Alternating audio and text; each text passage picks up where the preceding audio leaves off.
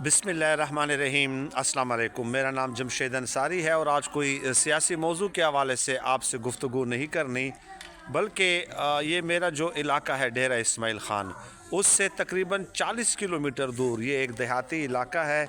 इसको कहते हैं तहसील पहाड़पुर, और तहसील पहाड़पुर में ये एक विलेज है जिसको वांडी भोचरा कहते हैं। ये एक प्राइमरी स्कूल है। ये बच्चे ये 5वीं तक यहाँ पे ये वांडी भोचरा में एक देहाती इलाका है, तो ये बच्चे यहाँ पे इस प्राइमरी स्कूल में पढ़ रहे हैं। ये बैक साइड पे आपको इनके जो है तकरीबन ये 3 क्लास रूम्स आपको नज़र आ रहे होंगे।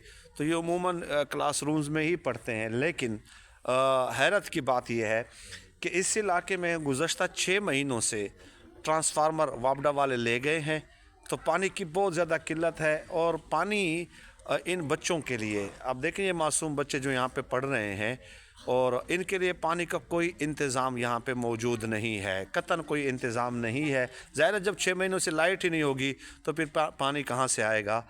तो इनके लिए इस स्कूल में हमने ये सोचा कि एक ट्रेडिशनल हैंड पंप लगाया जाए। एक ट्रेडिशनल हैंड पंप, क्योंकि उसका ज़ाहिर है एक तो कई सालों तक वो चलता है, 20, 30, 40 सालों तक, और कास्टली भी इस कदर ज़्यादा नहीं होता, और इसके लिए लाइट की ज़रूरत वगैरह भी नहीं होती। तो ये इलाका काफ़ी बड़ा इलाका है, और ये एक बच्चों का प्राइमरी स्कूल है। और थोड़ा सा आगे जाके मैं कोशिश करूँगा कि एक और वीडियो बनाऊँ, तो एक बच्चियों का भी स्कूल है, वहाँ वो भी प्राइमरी स्कूल है, वहाँ पे भी पानी की किल्लत है। तो ये हैंड पंप अगर एक इस स्कूल के लिए कोई इमदाद भेज सके तो यकीन माने ये एक सदका जारिया है, और पानी जारी करना ये सदक़ात में सबसे बड़ा सवाब पानी का ही होता है। ये तो आपके इल्म में है।